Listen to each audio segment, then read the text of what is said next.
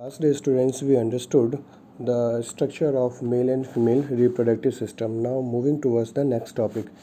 As we know that the female produce egg and male produce sperm. What will happens in the female body? This is egg which is produced in the female body. अब इस egg का दो तरह का treatment होता है. First condition कि अगर इसको स्पर्म मिल जाता है तब ये फॉर्म करेगा जायगोट. जायगोट 2n नेचर का होता है और ये मदर्स की बॉडी में अटैच हो जाएगा, जिसको बोलते हैं implantation. This is called the implantation. Implantation किसकी हेल्प से होता है? By the help of a tube like structure called placenta. ये placenta most important role play करती है. बोर्ड में क्वेश्चन पूछा गया है, what is the role of placenta. Placenta mothers की बॉडी और एम्ब्रियो, दैट मीन्स जो जाइगोट है वो किस में कन्वर्ट होगा? एम्ब्रियो में. जैसे सपोज करते हैं this is the uterus wall and this is a baby present inside it and this is a tube like structure which is connected with the mother's body. This is called the placenta. ये placenta इस embryo के लिए सब कुछ provide करता है. ये food provide करेगा, ये ऑक्सीजन प्रोवाइड करेगा, वाटर प्रोवाइड करेगा and more over waste material को भी बॉडी से बाहर निकालता है. तो ये सारे फंक्शन कौन करता है? प्लेसेंटा फंक्शन करती है. ये बात तो हो गई तब जब स्पर्म और एग का फ्यूज़न हो जाता है. अभी मैंने बताया था that there are two treatments of the egg. First of all egg get the sperm and rest all the things you know. Second thing, when egg not having the sperm, ये second condition important है. What the thing is, after attaining the puberty, that means after the teenage, female body starts preparing the body for fertilization. Fertilization के लिए वो अपनी body को तैयार करती है. अब इसके अंदर क्या होता है? वूम की वॉल थिक हो जाती है, फेलोपियन ट्यूब से एग यहाँ पर आ जाता है and it will wait for the sperm. अगर स्पर्म मिलता है then we know the process of fertilization. अगर स्पर्म नहीं मिलता है देन व्हाट विल हैपन? तब क्या होगा? ये जो वॉल है, थिक वॉल, बिकॉज ओवम यहाँ से अटैच्ड है, ये थिक वॉल क्या करती है? ब्रेक होना शुरू हो जाती है. ऑब्वियसली जब वॉल ब्रेक होगी तब यहाँ पर क्या होगी? ब्लीडिंग होगी, ब्लड विल शेड एंड साथ में म्यूकस लेयर भी ब्रेक डाउन होती है. Then in this condition the uterus wall start bleeding. So blood, pieces of wall of uterus and mucus will thrown out from the female's body and this is called the menstruation. इसको हम menstruation कहते हैं.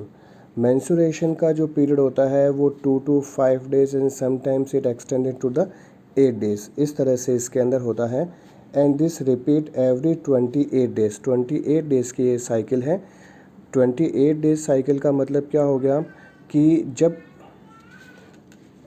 Uterus के अंदर egg आता है तो ये एग 28 डेज़ तक यहाँ पर वेट करता है. इनफैक्ट ये इसका जो फर्टिलाइजेशन टाइम होता है वो 10 to 17 डे तक मैक्सिमम रहता है. इसके बाद में धीरे धीरे एग का डिटॉर्शन स्टार्ट हो जाता है and this egg is good for nothing.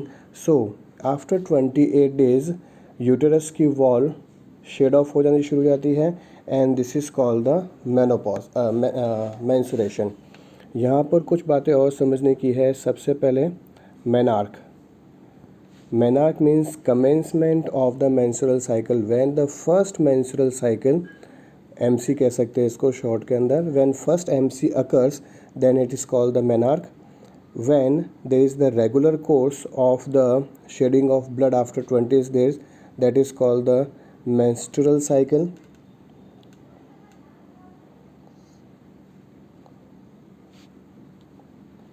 And whenever this process stops forever, that is called the menopause. उसका नाम आएगा मेनापॉज. उसको मेनापॉज कहते हैं. मेनापॉज के बाद में किसी तरह की प्रेगनेंसी कंफर्म नहीं हो सकती हैं। तो यहाँ पर हम देखते हैं इसमें क्या है। ओवुलेशन आपको बता दिया है, आफ्टर 13 ईयर्स की एज में ओवुलेशन स्टार्ट होगा। देन फर्टिलाइजेशन, स्पर्म और एग के अंदर फ्यूज़न होगा तो उसको हम बोलेंगे फर्टिलाइजेशन होगा। देन आफ्टर इम्प्लांटेशन, इम्प्लांटेशन के अंदर क्या होगा, that is the fixing of zygote into the uterine wall. Implantation को हमने देख लिया है। फिर प्लेसेंटा, प्लेसेंटा का क्या फंक्शन रहेगा। Placenta is the temporary tissue. यहाँ पर प्लेसेंटा एक टेम्परेरी टिश्यू फॉर्म करता है जो न्यूट्रिशन प्रोवाइड करेगा। गेस्टेशन पीरियड, ये इंपॉर्टेंट वर्ड है। गेस्टेशन पीरियड का मतलब क्या होता है कि period of the development of zygote, human beings के लिए गेस्टेशन पीरियड 9 मंथ्स का रहता है। एंड द पार्टुरेशन, पार्टुरेशन का मतलब क्या होगा, when fully grown baby from the mother's body is taken out, expelling out मतलब बाहर निकलना, is expelling out, that is called the parturition. Menstrual cycle अभी आपको एक्सप्लेन कर चुका हूँ मैं already, that after the attaining the age of puberty, that means 13 years, teen age जिसको हम कह रहे थे, फेलोपियन ट्यूब्स के 28 डेज़ के बाद में एग वगैरह रिलीज़ होते हैं। Uterine wall thickens and blood supply increases. If ovum do not fertilized, then ये वॉल ब्रेक डाउन हो जाती है and all these things is come out from the vagina and this is called the menstrual cycle। 3 to 5 days की चलती है। It occurs 14 days after the ovulation। Important thing, 14 days ovulation के बाद में ये start होता है। And after menstruation uterine bleed up, okay, receive the next ovum, cycle repeated after 28 days। ये भी हमको पता है। मेनार्क एंड मेनोपॉज दोनों को हमने बता दिया है कि किस तरह से ये प्रोसेस चलता है। नाउ अब आता है method of to control the population. This is the very important topic to understand that what are the methods. इसके अंदर हम पूछे जाते हैं और बोर्ड के अंदर ये फ्रीक्वेंट क्वेश्चन बनता है that what are the methods of population control. First method आता है बेरर मेथड। बेरर मेथड के अंदर बात करेंगे कॉन्डोम्स की, जो it is a very common bearer method. और कॉन्डोम से एसटीडीज़ कंट्रोल होती है। एसटीडीज़ मतलब सेक्सुअली ट्रांसमिटेड डिजीज़ कंट्रोल होती है। इसके अलावा that means we don't have another method to control the STD, only we are having the barrier method which can control the STD. Second method is the chemical method. अब यहाँ पर जब बच्चों से क्वेश्चन पूछाता है that what are the methods of population control, तो वो उनके एग्जाम्पल कोड कर देते हैं, जैसे कॉन्डोम्स हैं, जैसे यहाँ पर वेजाइनल पिल्स है, इस तरह से मेंशन करते हैं। Where you have to explain the barrier method, chemical method, next slide में बताएंगे surgical method. You have to mention the name of the methods and then you have to give the example that condoms are there, then vaginal pills are there, then oral pills are there, like this, otherwise marks नहीं मिलेंगे। So method to control population में first barrier method जिसमें हमने समझा condoms हैं।